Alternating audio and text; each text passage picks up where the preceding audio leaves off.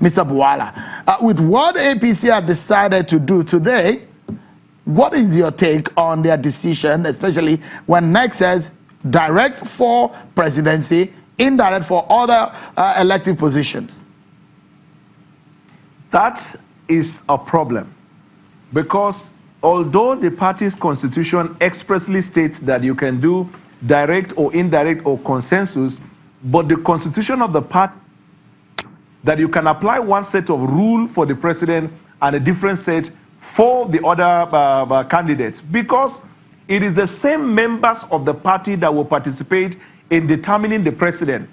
So therefore, they can also challenge that if I am given the right to determine who will be our presidential candidate, why can I not exercise the same right in determining who will be my governor or my representative? Because the essence of primary election is for the party to participate, for members of the parties, like annual general meeting, to determine their fate and the fate of the people. Because when the party members vote, they are most likely going to vote that person at the election. So, and that is the problem, in my opinion. Governors in Nigeria are the problem. From 1999 till today, they are the ones that will sit because they are not popular in their state. And therefore, they don't want direct primaries because they don't want to lose out. And this same position that they are taking is going to affect people looking for Senate, House of Representatives, and at other local levels. Because the governors want to be the one determining who will be minister, determining who will be senator, House of Rep, determining everything in this country. So if the president believes in his popularity and has agreed that the primary should be such that it is direct, why shouldn't the governors and other aspirants in the party test their popularity by going there? I am afraid, Cheun, that if somebody in the party approaches the court and asks for the same set of rules that applies to the president should be applied to others, he may get a recourse in the court of law. Mr. Jide-Ojo, well, we know that the governors perhaps will be one of the most influential groups in the party, because you have them, they have coming together in terms of the way they carry, they bring in their state, they bring in a whole lot of stuff, resources to the table. But as it stands right now, when some senators or National Assembly lawmakers are threatening that if you do not conduct a direct primary, in our own case, we're leaving. The APC is fighting for majority in the National Assembly. Do you see as a direct implication of today's outcome that some members of the party may be considering their membership? Of course, that's going to be a natural fallout. Whether you even adopt direct or indirect primaries, those who will leave. There will be defections after. There are always defections after every party primary, because those who lose that will definitely want to seek, refuge elsewhere.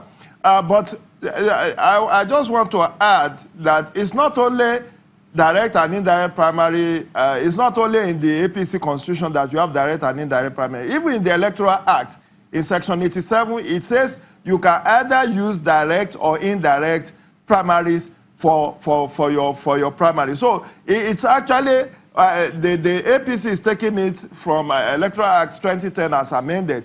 And it went copiously to tell you how indirect primaries are supposed to be held.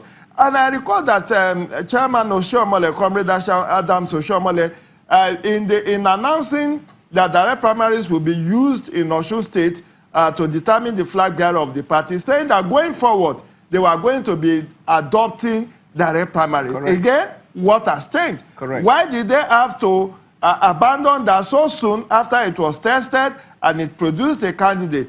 And I think they just wanted to use direct primary for the easier one.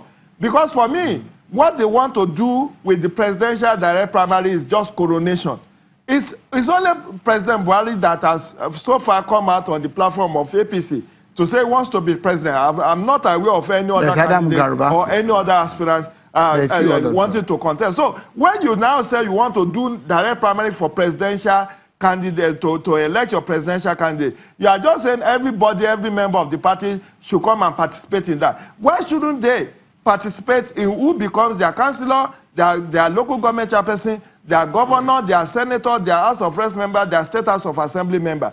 Because for me, that is inclusivity in election. That's the only opportunity that party members who are financial members of the party can express who will be their choice candidate. All right, let's bring in Mr. Adigba here.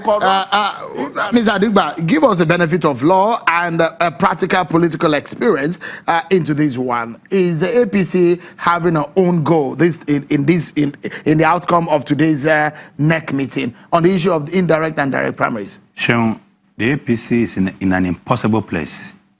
And this is because of the attitude of our politicians. Look, we all want to get in at the same time. Okay? Look, the direct primaries that we're talking about was used in Osun, but it didn't solve the problem.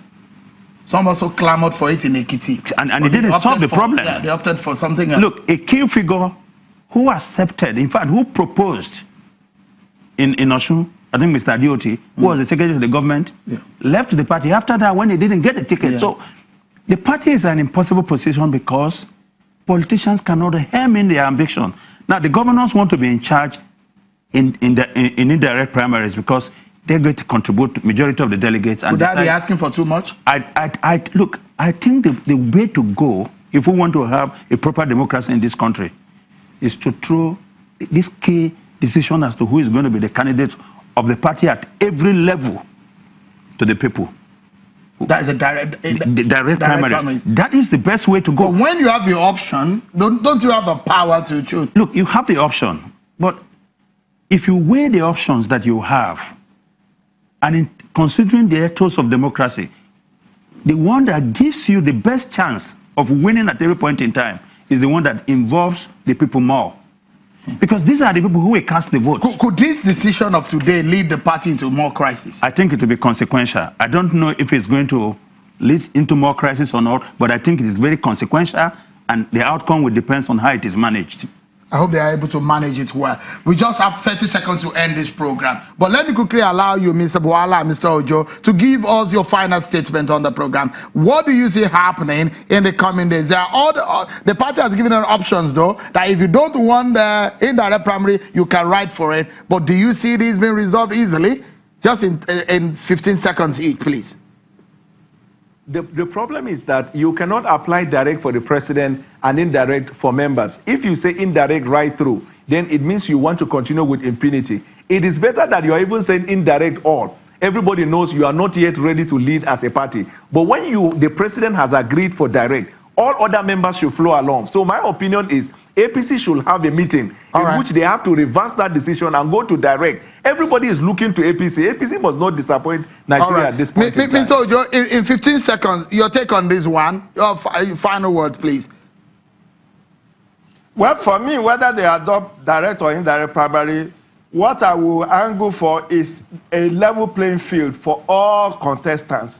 There should be no anointed candidate, Baba Sokwe politics, where somebody will just come and say, this is the choice of the elders of the party. Once a level playing field is created, whether you adopt direct or indirect primary, those who will leave will still leave after the primaries once they didn't get the ticket. Mr. Adigba seems to have given us a very interesting cap all to this conversation.